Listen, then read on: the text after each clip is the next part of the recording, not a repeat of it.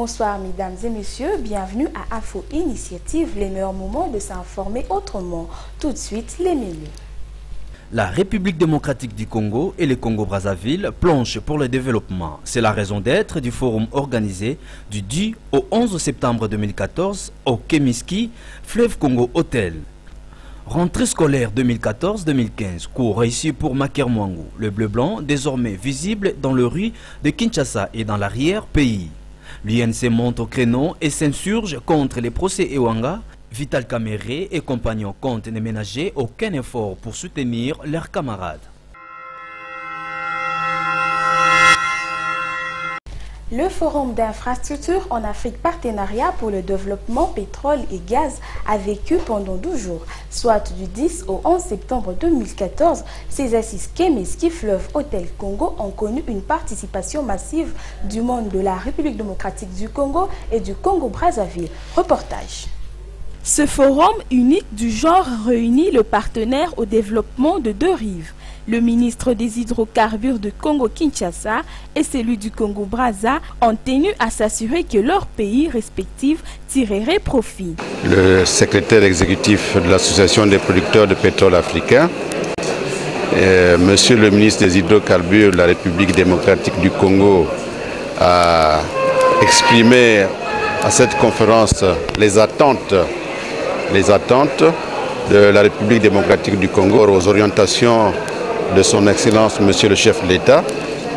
Et là, nous venons de faire le tour des stands qui constituent un peu la crème de tout ce qui participe à l'exploration et la production pétrolière. Présente dans la salle, l'association de producteurs du pétrole africain APA salue avec satisfaction l'initiative et félicite la RDC. À bon escient et que la RDC finalement puisse aller au développement en ce qui concerne ses ressources en hydrocarbures. Donc le forum c'est une plateforme de discussion, d'échange, de formation et d'information qui devrait donc permettre à tous les acteurs de cette industrie pétrolière en RDC et même en Afrique également de pouvoir faire de sorte que cette sphère de développement industriel et économique de la RDC. Crispin Atama Tobé, patron des hydrocarbures en RDC, projette de faire son secteur le plus grand d'Afrique. La thématique générale retenue cette année-ci porte sur la contribution du secteur des hydrocarbures à l'émergence de la République démocratique du Congo et de la sous-région. Mesdames et messieurs, distingués invités, comptant parmi les piliers de l'économie de notre pays, le secteur des hydrocarbures contribue substantiellement dans le budget national. Sa part se situe à l'heure actuelle autour de 10% des ressources budgétaires nationales. Les efforts conjugués de tous les acteurs, publics et privés, peuvent améliorer davantage la capacité contributive de l'industrie pétrolière et gazière de la République démocratique du Congo. Le chef de l'État vise à faire de la République démocratique du Congo un pays à revenu intermédiaire à l'horizon 2016, un pays émergent à l'horizon 2030 et une puissance mondiale à l'horizon 2060. Des assises qui auront ouvert la voie aux investisseurs dans les secteurs du pétrole pour un investissement rentable en RDC. L'Union pour la nation congolaise qualifie le procès Ewanga de politique et non judiciaire. C'est d'opposition par la voix de son président Kamere dit s'imaginer d'issue peu heureuse de cette affaire qui oppose son secrétaire général au procureur de la République démocratique du Congo. Reportage. De quel mécanisme dont elle parle, lequel serait fondé sur quelle loi? Sinon, c'est fondé sur la loi déjà abrogée. À partir de cet instant, nous avons commencé à comprendre que nous avions affaire à un procès politique et non judiciaire. Et la suite nous donnera raison. Quant à l'inconstitutionnalité de l'ordonnance loi sur la flagrance, la même Cour a rejeté cette exception sans convaincre. En effet, comment une loi peut-elle être contraire à la Constitution et substituer et s'en substituer alors que l'article 21 de la Constitution en vigueur dispose que tout jugement est écrit et motivé. L'article 9 de l'ordonnance loi susmentionnée dit que le jugement, si la flagrance est rendue dans les dispositifs immédiatement après la clôture des débats, il est rédigé dans les 48 heures. Cette loi est de toute évidence contraire à la Constitution qui exige qu'au moment de son prononcé, les jugements soient écrits et motivés. Cela voudrait dire rédigé et motivé. Voilà qu'une loi vient établir une exception à une disposition constitutionnelle. Et la Cour ferme les yeux devant une telle situation. La police européenne en République démocratique du Congo arrive à fin mission. Au cours d'une cérémonie de adieux au Grand Hôtel de Kinshasa le 9 septembre 2014, 36 experts de cette police se sont vus décorés en médaille de mérite de la politique de sécurité. Cette année des loyaux services en République démocratique du Congo, la mission de police européenne fait ses valises satisfaites. Elle a apporté son expertise dans les domaines de la justice pénale, de la réforme du secteur de la sécurité, sans celui des droits de l'homme et la lutte contre l'impunité, tout comme les violences. C'est toute la raison qui a milité en faveur de médailles décernées aux experts ayant travaillé là-dessus. Faisant le point sur les parcours de l'heure, envoyés en République démocratique du Congo, les commandants des opérations civiles du Conseil de l'Union européenne à Bruxelles a dit à son espoir en l'avenir de la nation congolaise. Au nom du chef de l'État, Richard Muyej a transmis ses félicitations à mission de l'épaule présente au Congo depuis 2007. Rentrée scolaire 2014-2015, Paris réussi dans plusieurs écoles de la capitale. Le constat fait par nos reporters le lundi 8 septembre 2014 témoigne en faveur de cette assertion. Regardez. Tels de pèlerins, le bleu-blanc reviennent au galop pour les différents chemins de l'école. Ils seront visibles pendant 9 mois que dure une année scolaire, malgré l'appel au boycott lancé par certains enseignants. Une situation qui s'ajoute aux difficiles préparatifs qui précèdent depuis un temps les rentrées scolaires en République démocratique du Congo.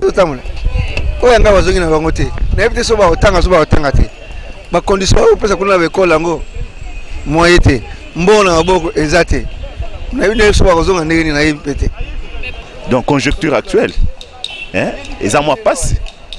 Il faut toujours se débrouiller par-ci par-là. Moi, 2 cahiers, moi, 3 cahiers pour que moi, on rentre en classe. Les temps sont durs, mais on n'a pas profité parce que mes collègues sont pas ensemble.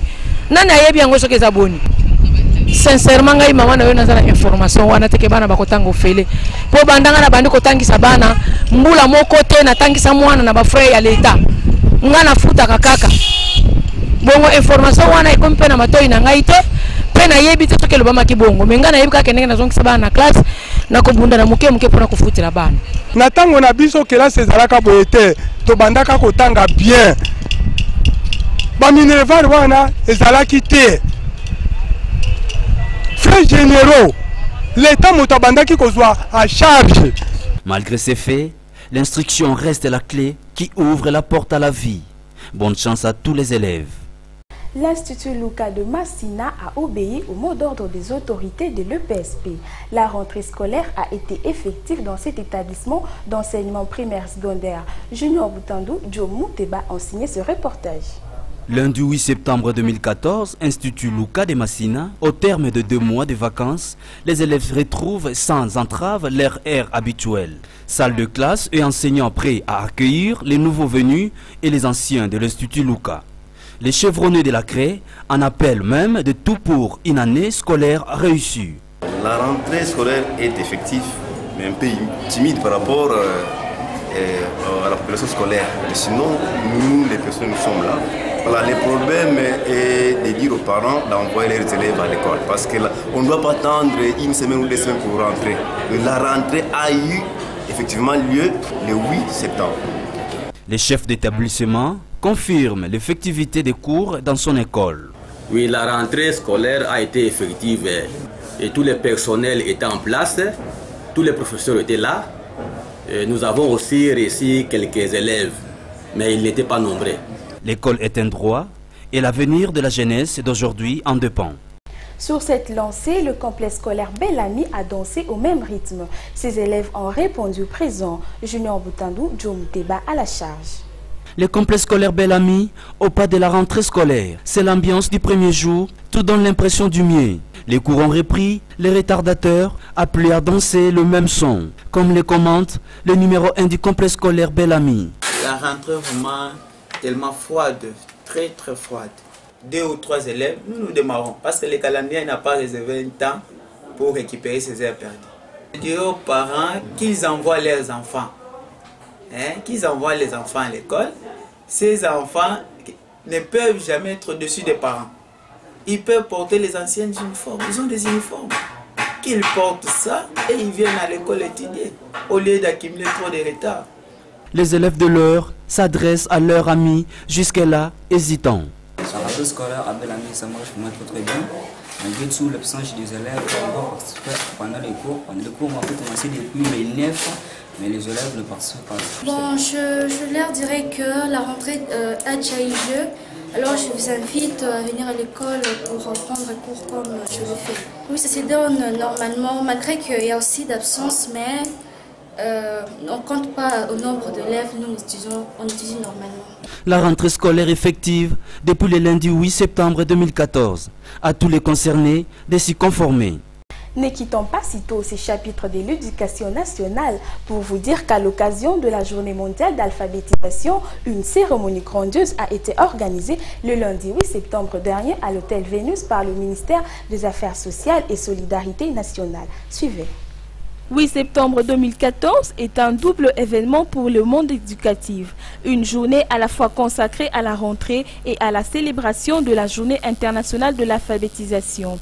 Placée sous les thèmes liens entre l'alphabétisation et le développement durable, le monde social et éducatif a réservé à l'assistance documentaire sur l'alphabétisation et l'éducation non formelle. Pour donner davantage du sens à l'événement du jour, 2 prix ont été à 2 spétagénaires alphabétisés.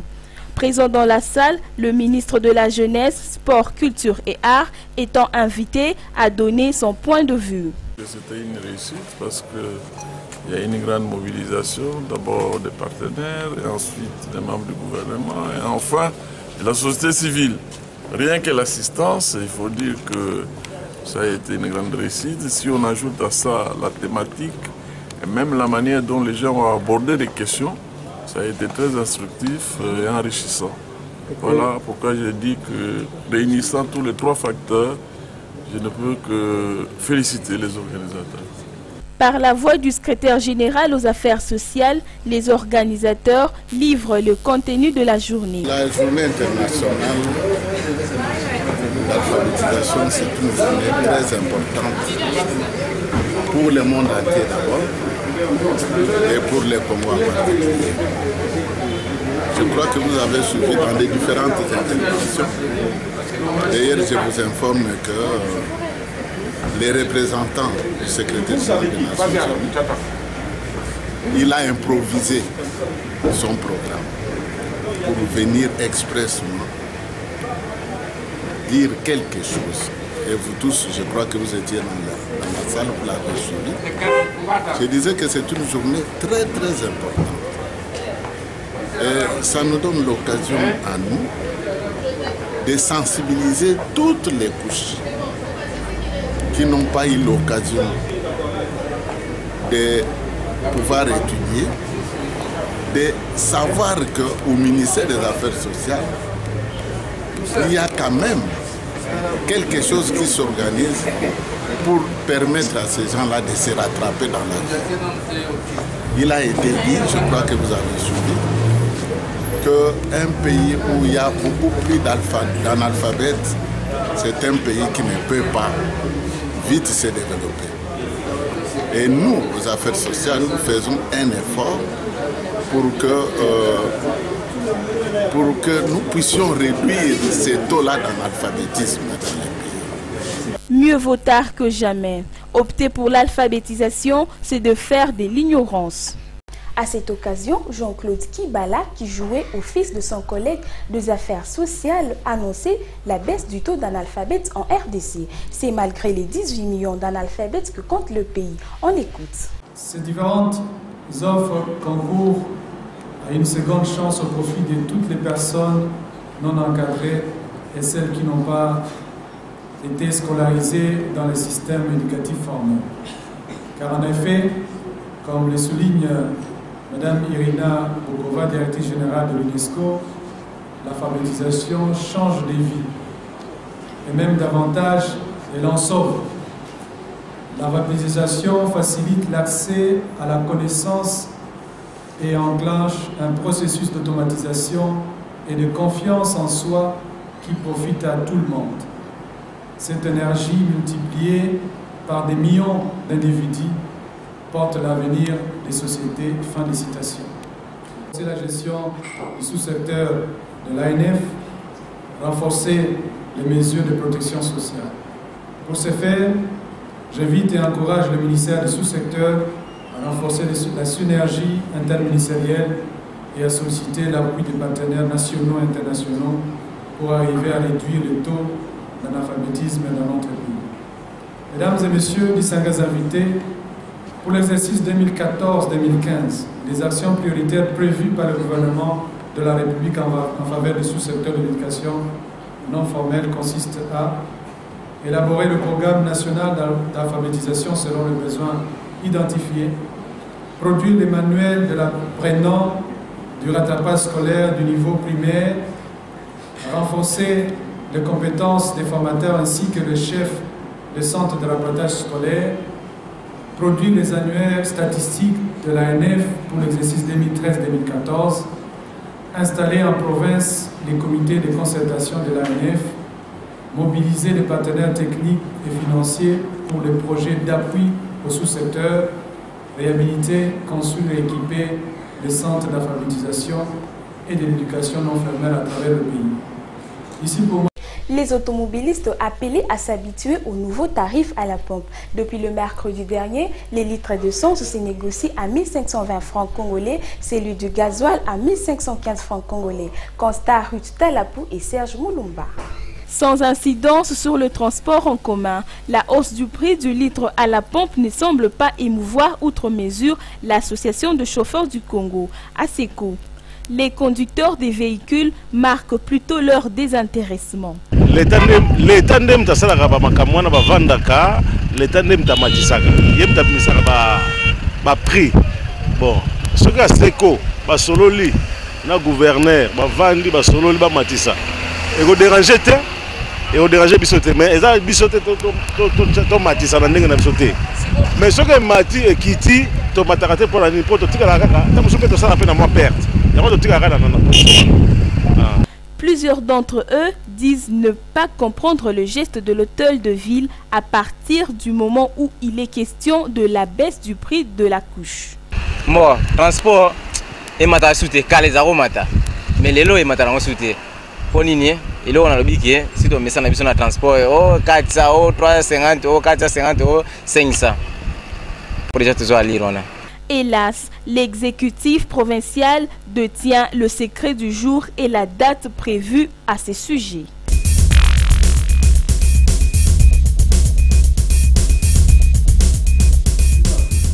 Parlons pisciculture avec non-assistance de la reproduction artificielle de poissons. Selon Moïse Moxel Kunga, ingénieur et chercheur dans ces domaines, ces phénomènes devaient plutôt avoir de l'envergure en République démocratique du Congo. Reportage Ruth Talapou et Jean-Si Amir. Dans sa révélation sur la pisciculture, Moïse Moxel Kunga fait remarquer que la production assistée des poissons est la technique moderne qui permet de gagner en temps réel en termes de nombre. La pisciculture, c'est donc le fait d'élever les poissons dans les étangs. Et comme ici en Afrique, on a constaté que c'était les tilapias nilotica qui étaient les meilleurs, mais ils se reproduisent trop. Voilà pourquoi la prédation du Clarias garipinus tombait à point nommé pour équilibrer l'élevage de tilapia. Mais aujourd'hui, nous sommes en train de penser qu'on peut aussi élever exclusivement le Clarias garipinus parce que c'est un bon poisson qui donne de bons résultats. Et donc, sur base de la reproduction artificielle du Clarias garipinus, on peut faire une pisciculture intensive du Clarias garipinus. Voilà, d'une façon brossée, d'une façon rapide ce que c'est la reproduction artificielle du Clarias gariepinus et son importance. Les procédés semblent être ignorés de grand monde. Comment s'y mettre? Comment on reconnaît le sexe d'un poisson? Il est vrai que cela passe pour un mystère pour ceux qui ne connaissent pas, mais pour nous qui sommes techniciens, il est facile de distinguer les poissons mâles et du poisson femelle. Les mâles ont une papille urinogénitale allongée, les femelles ont une fente longitudinale au niveau de leur papille urogénitale ronde. Elles ont un ventre ballonné et dur quand elles sont presque matures et prêtes pour la reproduction naturelle, donc dans l'eau. Les mâles ont une papille urogénitale allongée. Par contre, la femelle a une papille urogénitale ronde. C'est la différence, la simple différence qui peut permettre à distinguer le poisson femelle au poisson mâle. Seulement, l'ingénieur Kunga, il convient de faire une nette différence entre la reproduction naturelle assistée et la reproduction artificielle assistée. En fait, dans les conditions normales, la reproduction naturelle du Clarias s'effectue en saison de pluie, principalement en saison de pluie. Elle est influencée par la température des eaux. Cette température qui permet à ce qu'il y ait maturation des œufs, donc, est l'élément essentiel pour la reproduction artificielle du poisson. Elle se passe comment? C'est comme tout être qui vit. Le mâle s'attache à la femelle et pendant des nuits nuptiales, la femelle va devoir chercher un endroit approprié pour déposer les œufs. Il les dépose très souvent dans les lieux très profonds de l'eau. Et là, il cherche des substrats, donc le feuille ou alors les sables, il dépose ses œufs. Au moment où il dépose l'œuf, c'est à ce moment que le mâle vient déposer la laitance qu'on peut appeler spermatozoïde et rapidement il y a la fécondation. Mais il a été observé que le courant d'eau et plusieurs éléments étrangers font assez qu'il n'y ait pas une grande reproduction. C'est comme ça qu'on a imaginé, et les scientifiques comme nous avons pensé qu'il était important de faire une méthode qui ferait une reproduction en dehors du milieu naturel. C'est ce que d'aucuns appellent la reproduction artificielle, les autres appellent la reproduction assistée, et nous disons une reproduction assistée du Clarias gariepinus. Comment elle se passe? En effet, quand on n'est plus dans le milieu naturel, vous comprenez que le milieu devient artificiel. C'est pourquoi les autres scientifiques pensent que c'est une reproduction artificielle. Nous disons que c'est une reproduction naturelle assistée. Pourquoi? Parce que nous pensons qu'on fait partir le poisson de l'eau, on le met dans un autre milieu, mais dans les conditions naturelles. Parce que, je me dis, rien n'est ajouté comme intrant artificiel. Par le simple fait qu'après avoir choisi les poissons de bonne qualité, les poissons mâles, auprès de qui on va tirer l'hypophyse, ces poissons qui a déjà un poids élevé, on le met à côté et dans les conditions vraiment appropriées, qu'il ne soit pas stressé, on coupe la tête. Vers la cavité supérieure, on retire l'hypophyse qui n'est qu'une bulbe, un organe, et avec cet organe, on broie, on injecte le poisson femelle, bien sûr associé un peu avec l'eau glucosée, on injecte la femelle pour l'aider à mûrir ses œufs. Et cette femelle doit avoir déjà en présence des œufs qui semblent ne pas être mûrs, mais reconnus par le ventre gonflé, et on injecte donc l'hypophyse de mâle. Plusieurs éléments, notamment le laboratoire approprié, font défaut aux chercheurs pisciculteurs pour mener à bon port leurs travaux combien bénéfiques pour la nation. Les Nations Unies n'ont rien prévu au hasard. Pour bien gérer les secteurs, les Fonds des Nations Unies pour l'alimentation et l'agriculture a été créé. Pourtant, la FAO semble jusque-là méconnue de l'homme de la rue. Pour plus de détails avec Rachel Soundia et Serge Moulumba. Bien que le cours de la nouvelle citoyenneté semble retrouver sa place au milieu estudiantin, même dans le média, il doit être cependant une vie quotidienne chez le Quinois. Chose déplorable, certaines notions simples ne sont pas bien assimilées par les élèves comme les étudiants. Preuve, la réponse à cette question suffit pour se rendre compte. Quelle est la signification de FAO? C'est une organisation pour le développement des fonds alimentaires. je sais, c'est une entreprise qui s'en occupe de problèmes de champs.